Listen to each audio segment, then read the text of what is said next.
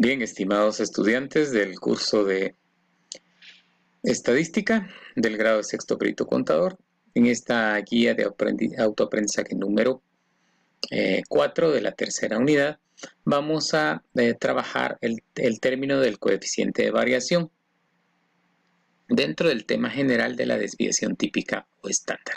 Esta es la tercera parte.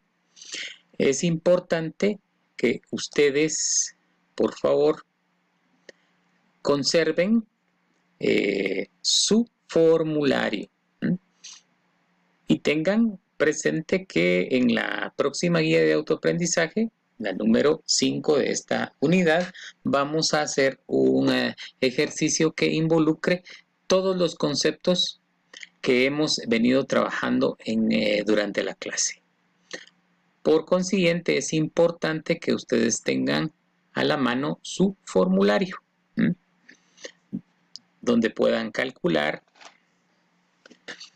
ya sea la media, la mediana, la moda, la desviación media, la varianza, en este caso, la desviación estándar, y en este caso, el coeficiente de variación. Bueno, para tener un poco más claro el concepto, debemos de refrescar algunos conceptos previos que nosotros hemos tenido que estar trabajando antiguamente. Primero que nada, la diferencia entre población y muestra. Es importante que nosotros recordemos y tengamos presente la diferencia entre población y muestra y cuáles son las fórmulas para calcularla. Como les repito, en los próximos ejercicios vamos a tomar nosotros la decisión de trabajar con una muestra o bien con una población determinada, la cual la vamos a clasificar desde el punto de vista de una distribución creada por nosotros. Vamos a tener nuestras frecuencias acumuladas, también nuestra marca de clase, y podemos calcular nuestra media aritmética y nuestra varianza o desviación estándar. Bien, para entrar un poco en detalle, podemos darnos cuenta que a la hora de hacer un muestreo o de estar resolviendo algún problema estadístico, podemos tomar en cuenta que si tenemos dos grupos diferentes que tengan la misma media o el mismo promedio en sus datos, no necesariamente la media nos va a decir qué tan dispersos o separados estén esos datos. Por eso debemos de auxiliarnos con el concepto de la desviación estándar. Ya en el ejercicio anterior hicimos una comparación entre dos grupos, como eran el Colegio Liceo Moderno y el Instituto Casa Central, en relación a su desviación estándar. Pero el día de hoy vamos a conocer o a utilizar un término muy importante que se denomina coeficiente de variación. El coeficiente de variación no va a ser más que la desviación estándar en media poblacional o la media aritmética. Va a ser una razón. En algunos libros de texto, la razón se deja expresada como una notación decimal, y en otros libros de texto se suele presentar este coeficiente de variación como un porcentaje.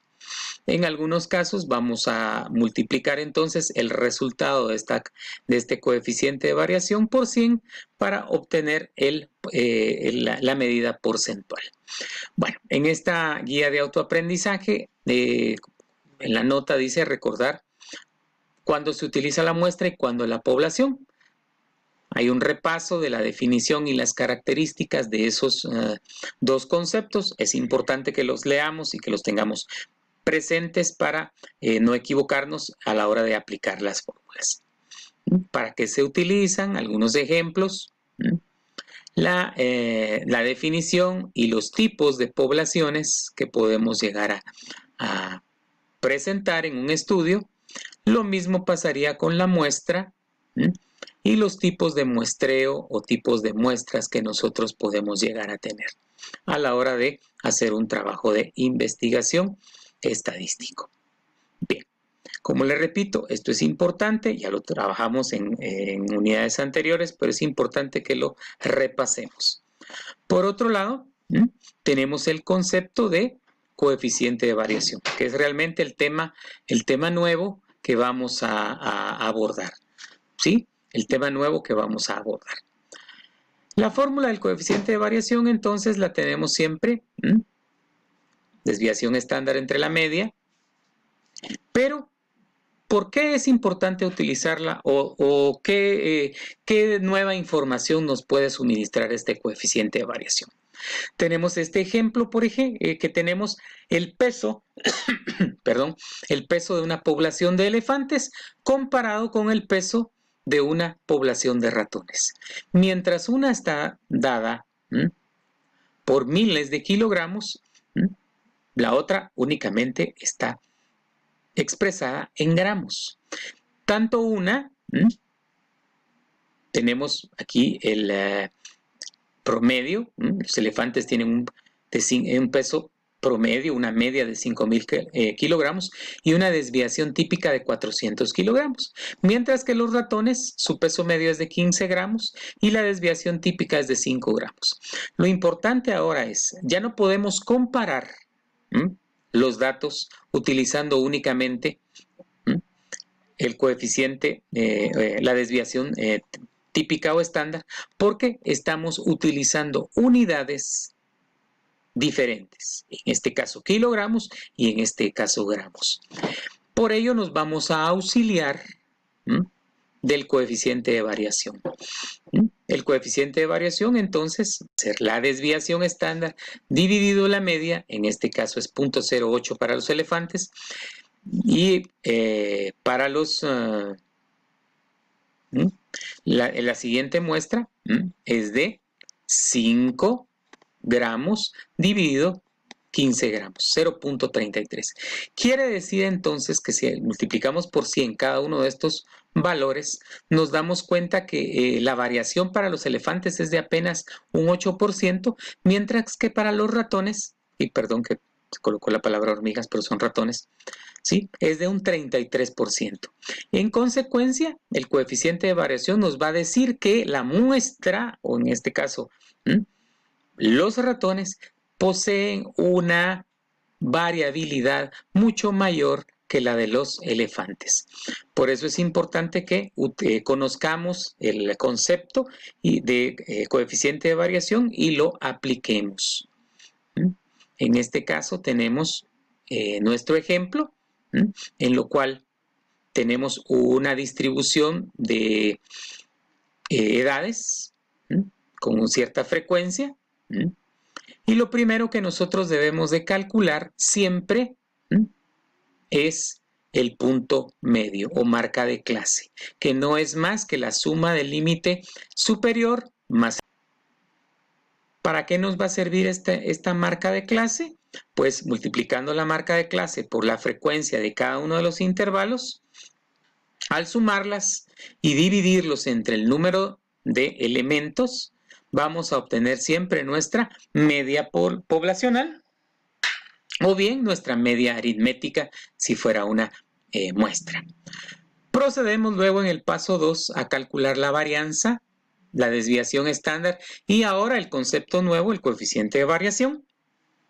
Nos auxiliamos de las fórmulas anteriores, tomando en cuenta que vamos a suponer que esta es una población. Tenemos entonces que calcular cuál es la diferencia entre cada una de las marcas de clase y nuestra media. En este caso recordemos que nuestra media fue de 6 años.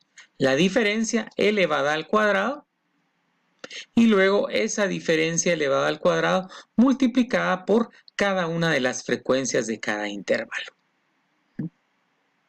En este caso entonces podemos obtener, vamos a partir primero de la varianza, que la varianza nos va a quedar de 8.2 96 años al cuadrado.